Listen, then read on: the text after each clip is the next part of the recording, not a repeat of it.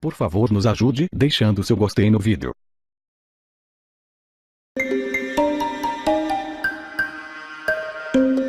A terra tem voltado a tremer na região do México, atingida por um terremoto fortíssimo na sexta-feira. O número de mortos subiu para 90 e 200 pessoas ficaram feridas. O terremoto atingiu em cheio a parte mais pobre do México, o sul. A madrugada de sexta foi interrompida de repente e, desde então, a vida de quem perdeu tudo parou. Milhares de casas e prédios viraram entulho, que agora precisa sair da frente para a vida recomeçar. As equipes que trabalham nos escombros também trazem notícias de quem está desaparecido. Desta vez é o corpo de um policial que estava de guarda na prefeitura quando o prédio veio abaixo. O terremoto de magnitude 8,2 teve o epicentro no Oceano Pacífico, perto da fronteira do México com a Guatemala. Os tremores foram sentidos até na capital, Cidade do México, que fica a mais de 700 quilômetros de distância. O governo do México afirma que foi o terremoto mais forte no país em pelo menos 100 anos. Os próprios moradores estão se ajudando. Mexicanos estão levando comida e água para quem não tem.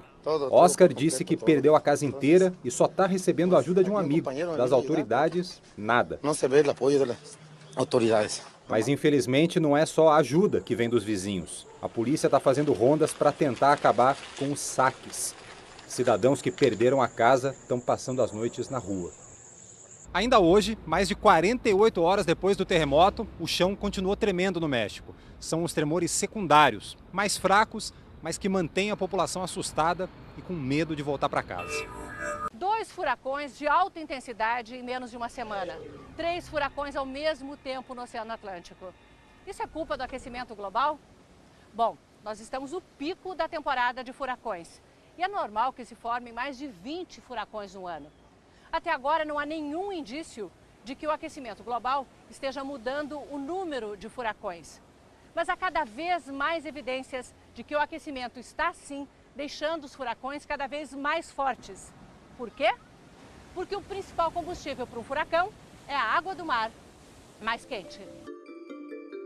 Desde a Revolução Industrial, quando começamos a usar carvão, petróleo, os combustíveis fósseis que provocam o aquecimento global, o planeta já está 1 grau mais quente. Só que isso é a média. Em alguns lugares, esquenta mais. Para se formar um furacão, é preciso que a superfície do oceano esteja em quase 28 graus. É bem quente. Bem mais do que as praias do Nordeste, com água a 23 graus. Mesmo a temperatura das do Rio no ano passado, quando tivemos alguns dias de Caribe, até com cardumes de sardinhas dando espetáculo. A receita para formar um furacão se completa com alta umidade no ar e ventos de direção contrária que se encontram. Os furacões do Atlântico começam como tempestades no norte da África e sempre vão na direção oeste. Conforme avançam sobre o oceano, vão se juntando e sugando o calor da água. Mais vapor se forma, aumenta a umidade, que por sua vez alimenta o furacão. Ele perde força se encontra água fria ou terra. Essa imagem de satélite mostra como, depois de sugar a energia do calor, o furacão deixa um rastro de água mais fria. Quanto mais calor, mais água se concentra no furacão. A água quente do Caribe é para o furacão como gasolina para o fogo. A cada grau a mais na água, aumenta em 7% a umidade do ar. O Harvey, que atingiu a cidade de Houston, no Texas, derramou 1,30 m de água em apenas uma semana. Isso é quase o que chove na cidade de São Paulo num ano inteiro. A chance de ter uma tempestade com tanta água quanto o Harvey é de 0,2%. Ou seja, 1 a cada 500 anos. E agora vemos 3 furacões ao mesmo tempo. Um deles, o Irma, um dos mais fortes já registrados. A categoria 5, a mais alta, começa com ventos de 250 km por hora. O Irma arrasou ilhas inteiras no seu caminho com ventos de quase 300 km por hora. Perdeu força ao chegar à costa americana, mas continua extremamente perigoso, capaz de causar destruição a mais de 100 km do seu centro, o olho do furacão. Tudo isso é coincidência? Para os cientistas, é consequência. Novos estudos mostram que a intensidade dos furacões está aumentando nos últimos 30 anos, junto com o aumento da temperatura do planeta. É a realidade confirmando as previsões. A conta do aquecimento já chegou.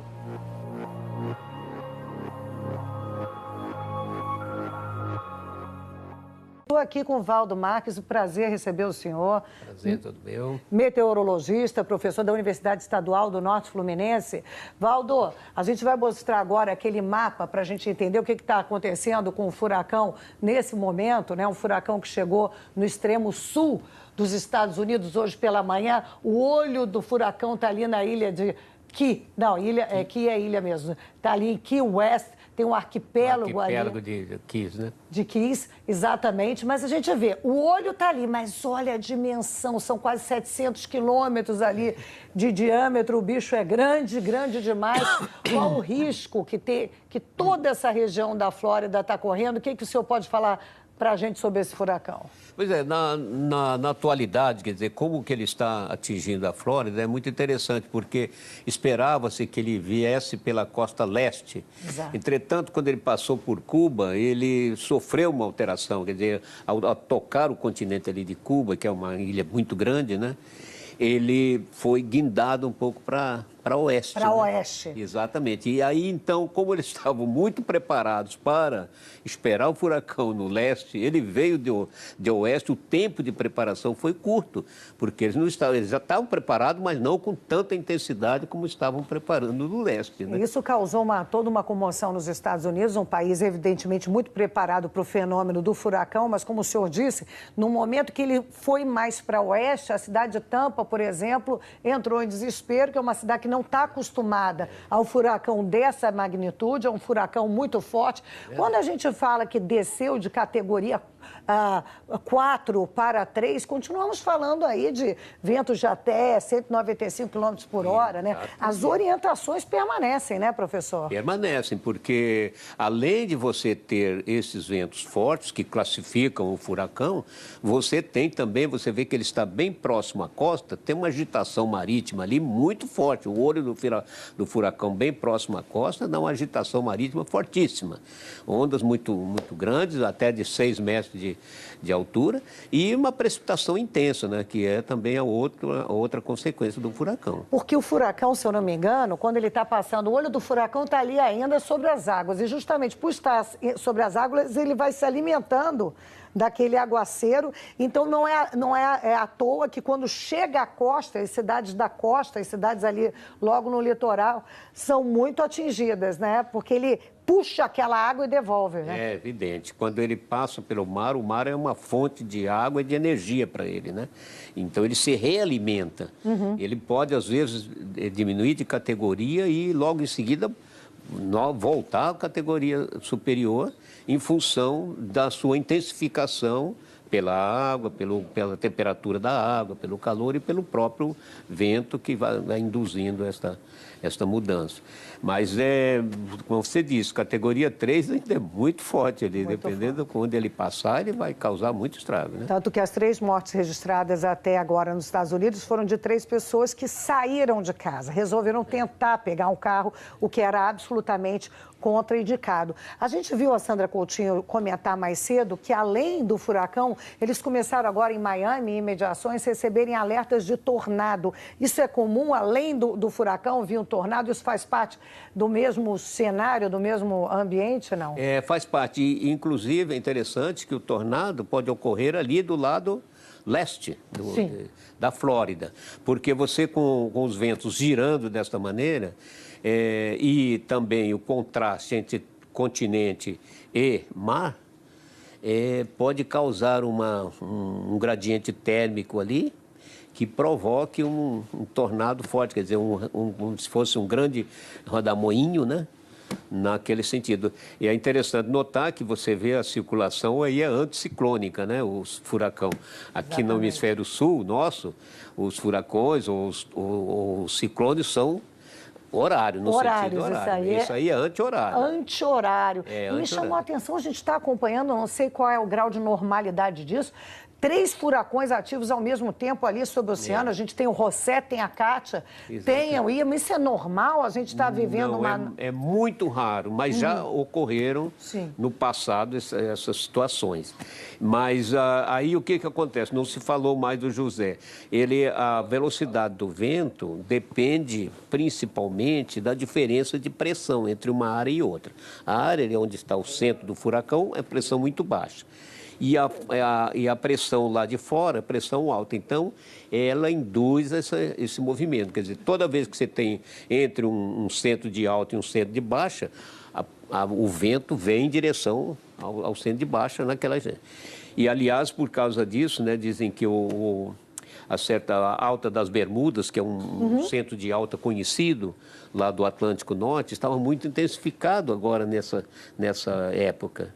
E isso, então, fortaleceu o furacão Irma, enquanto ele estava mais aqui na... A gente vai lembrar todo o caminho que o furacão Irma percorreu e a destruição que deixou no Caribe antes de seguir para a Flórida, nos Estados Unidos. O Irma começou como uma tempestade categoria 2 no Oceano Atlântico no último dia 2. As águas quentes e a umidade da região deram força à tempestade, que virou um furacão, então, de nível 3.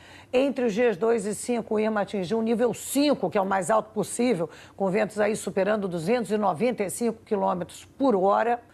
No dia 6, avançou em direção às ilhas do Caribe e, olha, 95% da ilha de San Martín foram destruídos.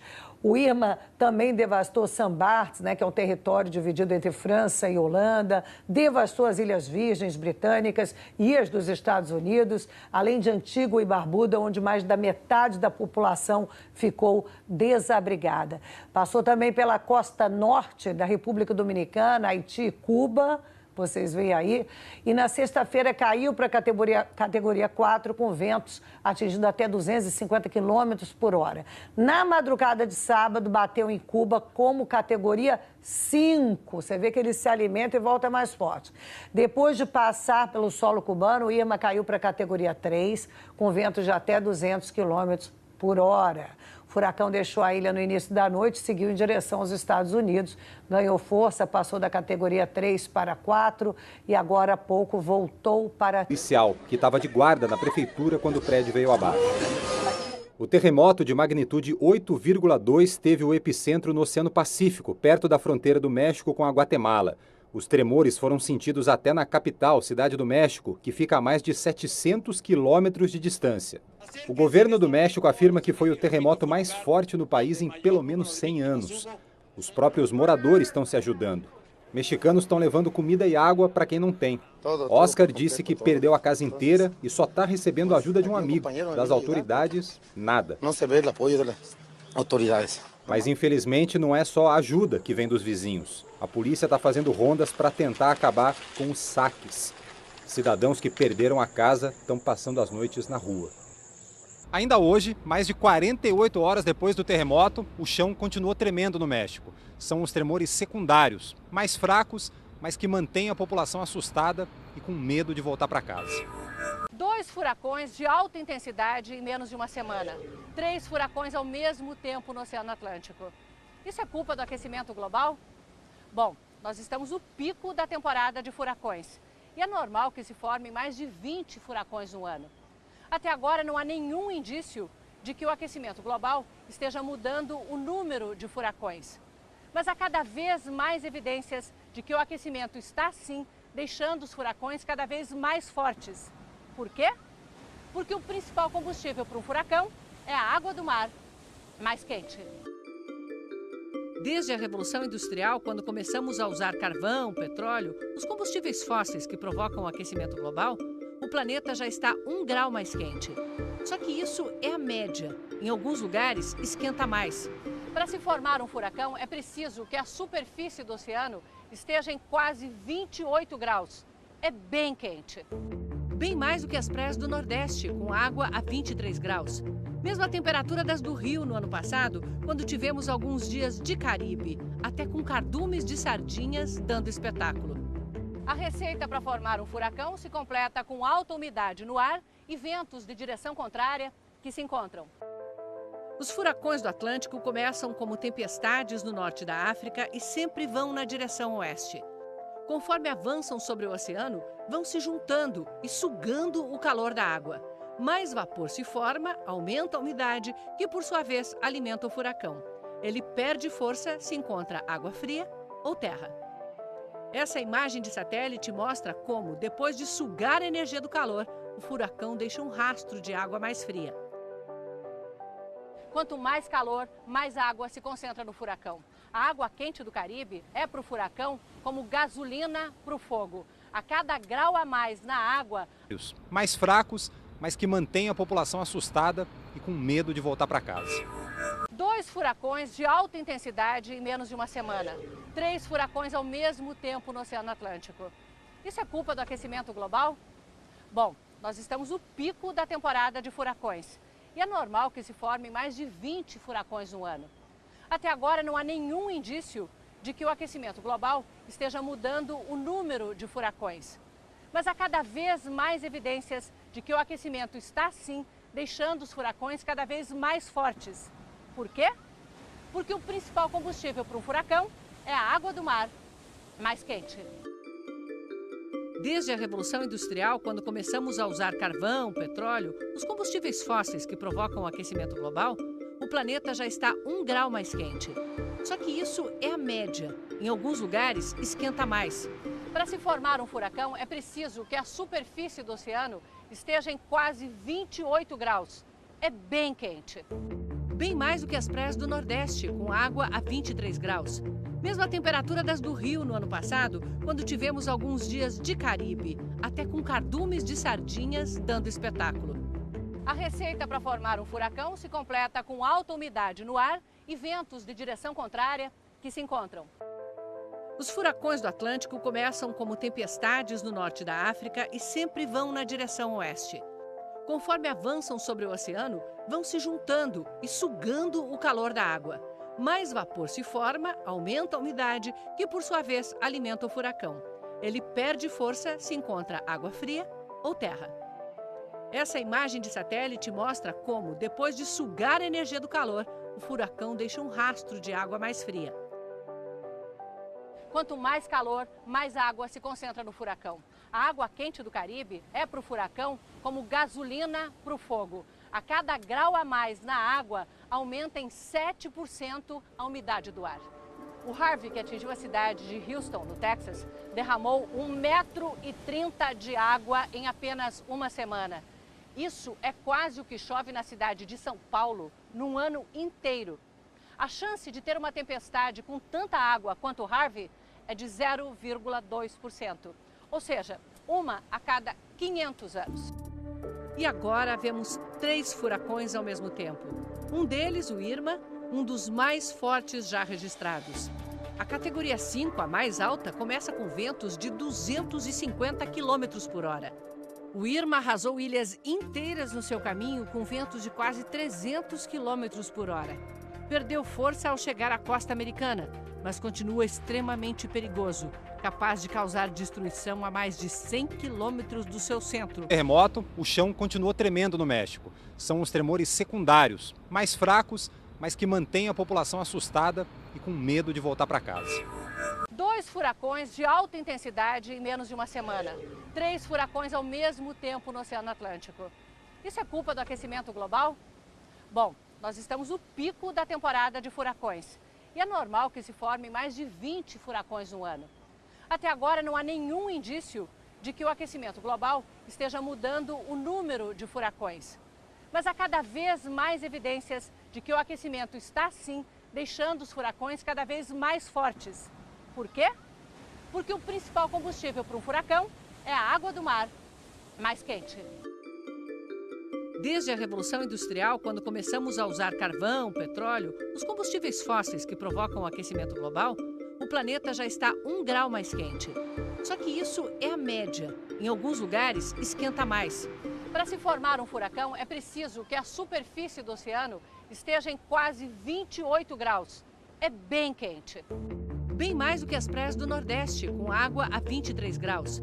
Mesmo a temperatura das do Rio no ano passado, quando tivemos alguns dias de Caribe, até com cardumes de sardinhas dando espetáculo.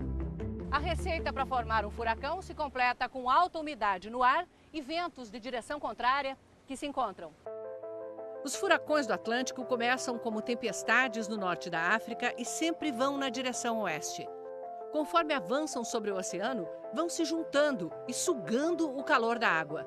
Mais vapor se forma, aumenta a umidade, que por sua vez alimenta o furacão. Ele perde força se encontra água fria ou terra. Essa imagem de satélite mostra como, depois de sugar a energia do calor, o furacão deixa um rastro de água mais fria. Quanto mais calor, mais água se concentra no furacão. A água quente do Caribe é para o furacão como gasolina para o fogo. A cada grau a mais na água, aumenta em 7% a umidade do ar. O Harvey, que atingiu a cidade de Houston, no Texas, derramou 1,30 m de água em apenas uma semana. Isso é quase o que chove na cidade de São Paulo num ano inteiro. A chance de ter uma tempestade com tanta água quanto o Harvey é de 0,2%. Ou seja, uma a cada 500 anos. E agora vemos 3 furacões ao mesmo tempo. Um deles, o Irma, um dos mais fortes já registrados.